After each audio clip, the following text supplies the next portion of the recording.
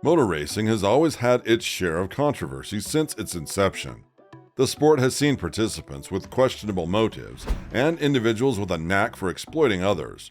While it's true that these people might not be the best, it's important to note that they aren't necessarily evil. However, some shocking incidents show that evil can and does exist in the racing world. But before we begin, leave your like and subscribe for more. One such example is Christopher Wilder. Though he had a history in the International Motorsports Association racing, he became infamous as one of the most terrible mass murderers in recent times. Born in 1945 to an American naval officer and an Australian woman, Wilder faced numerous health issues throughout his life, including near-death experiences at birth and at the age of 2 in a swimming pool. It's important to remember that his physical and mental health were far from perfect.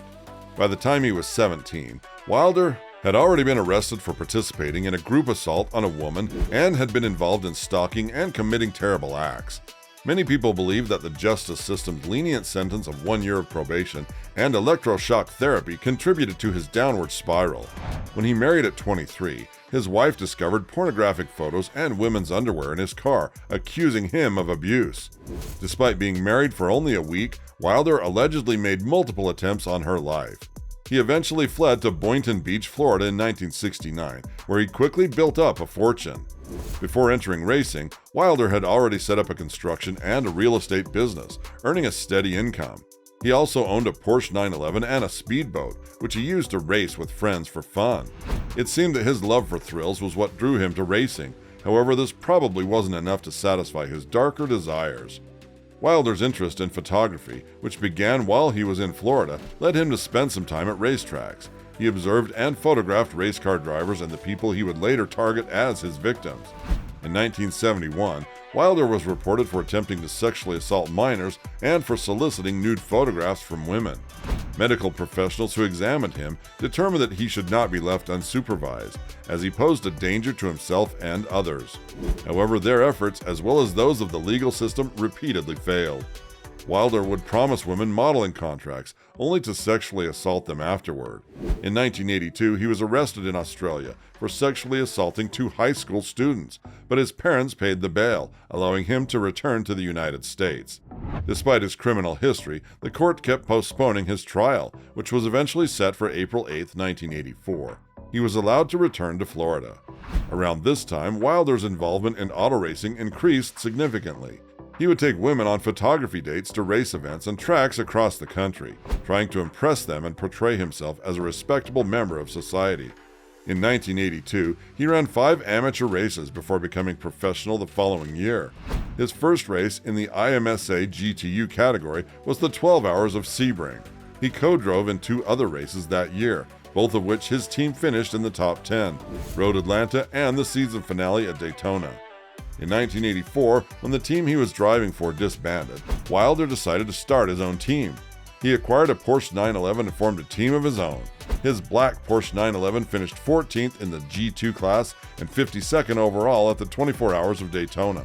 Sadly, Wilder's story is a stark reminder of the darker side of human nature that even exists within the world of motor racing. While the sport itself is filled with excitement, competition, and camaraderie, it's important to remember that evil can still find a way to infiltrate and exploit these positive aspects.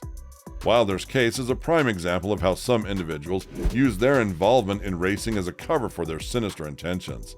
By participating in races and socializing with other racers, he was able to create a facade of respectability that allowed him to deceive and prey upon unsuspecting victims.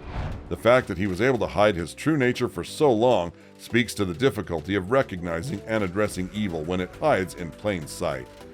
There was a lot of guessing that the second race would be Wilder's last, as he felt he was getting caught.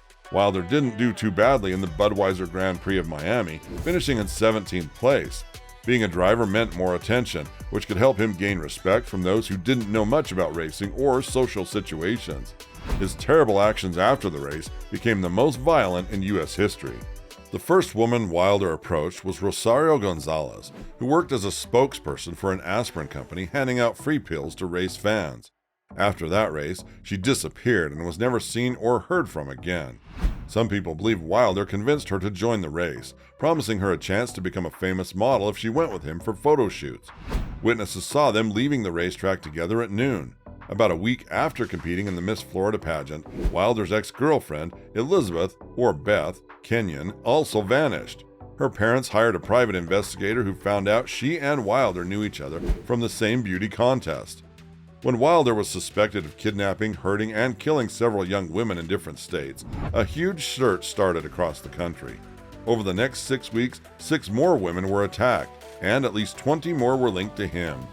On March 24, 1984, Wilder made his professional racing debut in the 12 Hours of Sebring, where his team still races today. Although he wasn't there, his team and car were introduced. Van McDonald and Dennis G. Francesca drove the car in case Wilder couldn't make it to the race. His team and crew didn't know what was happening until investigators talked to them. The search became the largest in FBI history. Federal agents questioned many witnesses along the track to find out where Wilder was. Because of his 2 very different sides, many people called him Jekyll and Hyde. Many wouldn't believe the truth, as Wilder had built a good reputation with them over the years through his connections. One of his drivers, Vicky Smith, said he was like a gentleman from the old days because he always offered his hand and held the door open for passengers. Wilder's story is a chilling example of how a person can hide their dark side behind a respectable image. It serves as a reminder that we must remain vigilant in all aspects of life, including the world of motor racing. While the majority of people involved in the sport are passionate and dedicated, there will always be those who seek to exploit it for their own twisted purposes. If Van McDonald's words are accurate, Wilder was the most extreme case of a Jekyll and Hyde personality he had ever seen. Despite the team's best efforts, finishing in the top 15 overall, Wilder kept attacking people in states like Florida, Georgia, Texas, Kansas, Utah, Nevada, California, and New York. There were rumors that he planned to visit various racetracks to find young women. People thought he might head to the Grand Prix competitions in Riverside or Long Beach, since he was on the West Coast. However, he actually kidnapped someone in Las Vegas. With the authorities closing in on him and his face all over the newspapers, Wilder decided to go to Canada. He stopped at several gas stations, the last one in New Hampshire. His biggest mistake was asking a gas station worker for directions to Canada while using a car belonging to one of his victims. Beth Kenyon's family had hired a private investigator who helped local authorities identify the car. On April 13, 1984, Wilder was at a gas station in New Hampshire when police officers recognized him and approached. A struggle broke out as he tried to avoid capture, and he grabbed his .357 gun. The gun went off in the chaos, hitting Wilder in the heart and killing him instantly. The FBI's largest manhunt ended in a terrible way. Wilder's brief time in motor racing left a lasting stain on the industry, especially for the families and friends of those he harmed or killed.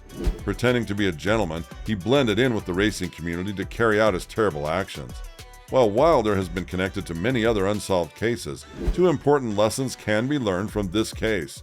Number 1, authorities should be alerted when there are warning signs of unusual activity, and number 2, these warning signs must be taken seriously. If the legal systems in Australia and the United States had done their jobs where there were clear signs of trouble, none of this would have happened. We know that times were difficult back then, but it's clear that Wilder was dangerous, and somehow he slipped through the cracks. As mentioned earlier, Wilder remains a dark stain on the sport of motor racing. What other measures can the motor racing community take to ensure the safety and well-being of everyone involved in the sport? Let us know in the comments below. And if you enjoyed this video, give it a thumbs up and hit that subscribe button for more.